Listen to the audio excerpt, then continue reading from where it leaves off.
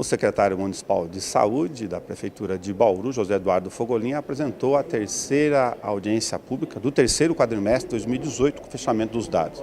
Os dados globais mostram que, ao contrário do que está acontecendo em quase todos os municípios brasileiros, ou boa parte também das capitais e dos estados, há uma dificuldade com o represamento de despesas que sufoca no tempo o orçamento municipal da saúde. De que forma a Prefeitura está correspondendo a essa carência? Bom, a Prefeitura Municipal, com o seu tesouro, vem complementando aquilo que era para ter de aumento de repasse de nível estadual e federal.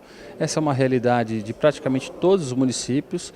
No estado de São Paulo não é diferente. Os municípios do estado de São Paulo estão aplicando cerca de 27%, 28% da sua receita em saúde, e o município de Bauru ele aplicou no ano de 2018 quase 24%, 25%. Isto está quase 10 pontos percentuais acima do que são os 15%, que é devido ao município. Isso é importante destacar porque a própria emenda constitucional 95 limita os gastos em saúde, as despesas em saúde elas não param, cada vez mais você tem epidemia de dengue, você tem aumento de demanda, envelhecimento populacional, pessoas que perdem emprego, a crise econômica que migra a pessoa que era antes de um plano de saúde para a rede SUS, e a tendência é cada vez maior, porque o imposto, inclusive, em saúde, ele é dolarizado. Então a gente tem uma grande dificuldade que é cada vez mais o município tendo que complementar o recurso em saúde para as ações de serviço público. Essa dificuldade e o aumento da carência por serviços na área de saúde em todos os lugares mostra um teto, um esgarçamento da capacidade da resposta municipal com a receita no tempo. Afinal, o bolo orçamentário vem sempre da mesma origem. Como é que, como gestor, como o senhor vê essa capacidade, esse limite do município de fazer frente a esses repasses? O Estado participa muito pouco e a União, através da PEC ou de outros mecanismos, também não tem reposto a sua capacidade de financiamento dos municípios. De maneira clara, essa discussão vem sendo feita não somente pelo conjunto de secretários municipais, mas a própria Frente Nacional dos Prefeitos. É uma rediscussão principalmente do Pacto Federativo. Se nós não tivermos um avanço na discussão legal, principalmente do Pacto Federativo, da responsabilidade de cada esfera de gestão no então subfinanciamento do SUS, isso a médio e longo prazo pode comprometer o sistema. Então, essa discussão a gente faz de uma maneira muito incisiva. A discussão tem que ser cada vez mais ampliada. A gente tem Conferência Nacional de Saúde no ano de 2019, o debate do subfinanciamento do Sistema Único ele vai ser colocado e a gente tem que ser muito transparente.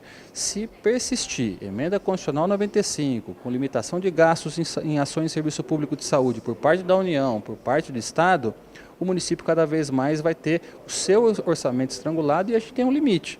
E a partir desse limite pode comprometer a assistência das pessoas se a gente não tiver um aumento de investimento em saúde. Só lembrando que 9% do PIB brasileiro são os gastos em saúde. Desses 9%, a grande maioria, mais da metade, vai para a saúde privada. E metade fica com a saúde pública. Só que a saúde pública, esses gastos de quase 4,5% do PIB, é para atender 85% da população. Então são discussões que têm que ser colocadas na pauta do próprio Congresso Nacional, da pauta dos novos governos, para que a gente possa fazer uma rediscussão do Pacto Federativo e principalmente das responsabilidades de financiamento do Sistema Único de Saúde. A apresentação dos serviços aqui chama a atenção um protocolo novo que não é aplicado nos outros municípios em relação à leishmaniose, que o senhor possa explicar para a gente o que está sendo adotado com a não eutanásia dos cães. Esse é um projeto inovador que iniciou com um projeto de pesquisa de um diretor do Departamento de Saúde Coletiva do município. Nós tivemos o amparo de instituições de ensino, de renome, instituições de ensino públicas, o próprio Instituto Adolfo Lutz, que é o órgão responsável do Estado em dar a chancela dessas pesquisas, está em caráter de pesquisa, do que se baseia. O Ministério da Saúde tem um protocolo de tratamento da leishmaniose canina que a tendência é a eutanásia. O município de Bauru, olhando a possibilidade de um encoleiramento, ou seja, colocar a coleira com deltametrina, com aquela coleira que espanta o mosquito e também tem um efeito inseticida, ao invés de colocar no cão sadio, colocar no cão que está doente, no cão que tem a sorologia positiva para a leishmaniose.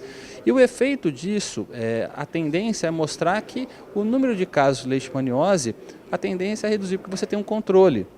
Então, esse projeto de pesquisa que está em andamento, que a gente está analisando 2 regiões de Bauru, ele vai ser avaliado ao longo do tempo. Se os dados forem que mostrarem uma evidência de mudança no prognóstico, a gente vai apresentar ao Ministério da Saúde, à Secretaria de Estado, para que a gente possa também contribuir no protocolo de cuidado, tanto da leishmaniose canina e, consequentemente, a leishmaniose humana. Isso muda a cultura, a postura do dono, que antes tinha receio de levar o cão, por causa da eutanásia, e agora pode ajudar nas subnotificações eventualmente? Sem dúvida, porque a partir do momento em que você tem um cão que está sadio, mas que deu uma sorologia positiva, a única tendência que tinha por parte da terapêutica do Sistema Único era a eutanásia. Então a gente consegue ter uma conquista de uma adesão, de acompanhamento, de levar o seu animal para fazer a sorologia com uma confiança maior, porque o próprio dono do animal ele sabe que não é a única opção a eutanásia, a menos que seja uma decisão do próprio proprietário e dependendo das condições clínicas do animal. O que a gente tem que fazer é ampliar cada vez mais as possibilidades terapêuticas. Durante muito tempo ficou apenas com a lógica desse protocolo de eutanásia, que o município de Bauru ele acredita que deve ir com uma nova estratégia, principalmente com novas opções, garantindo do ponto de vista de zoonose a condição clínica adequada para o ser humano, mas também para o animal, para o cão.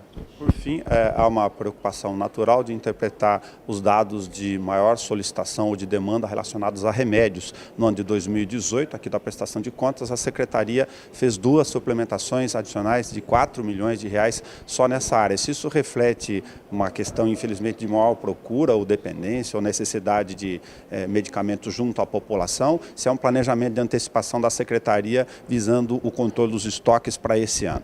A suplementação foi inferior a 8 milhões. Nós tivemos uma suplementação mais intensa que foi no valor de quase 4 milhões.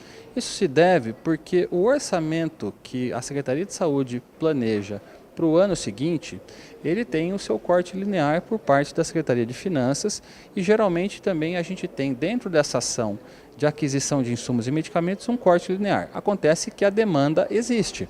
Então a população ela consome um conjunto de itens, de medicamentos e insumos e houve a necessidade no final do ano de fazer a suplementação. Lembrando que a suplementação correu por dentro da saúde, de outros contratos e convênios que a gente conseguiu executá-los, mas houve uma sobra de empenho e a gente empenhou e fez a suplementação para a lógica da compra de medicamentos. Houve sim, a população envelhece, a população ela tem doença crônica, ela necessita de usar determinados medicamentos. Houve uma migração e a rede suplementar ela também utiliza medicamento da rede pública, não é somente usuário do SUS. Então você tem usuário da rede de convênios médicos de Bauru que pega o medicamento na rede pública do município e isso aumentou cada vez mais a demanda. Então o paciente crônico que utiliza a rede municipal é tanto da rede suplementar quanto da rede pública municipal. Então nós temos, além do investimento maior que tivemos em 2018, outras estratégias que vão complementar esse processo, que é o compliance, que é justamente o código de conduta na dispensação, a informatização da rede, o próprio conjunto de melhora no processo de compra e almoxarifado e, na verdade, para que você tenha um gasto adequado, uma despesa adequada em aquisição de insumos e medicamentos e não faltar o medicamento para o usuário, essa cadeia que a gente está trabalhando cada vez mais para adequar dentro da rede municipal. Obrigado ao secretário municipal de saúde, José Eduardo Fogolin. A audiência pública na íntegra você encontra na página da TV Câmara e no YouTube, é só digitar em vídeos para você assistir na íntegra o material a hora que você quiser.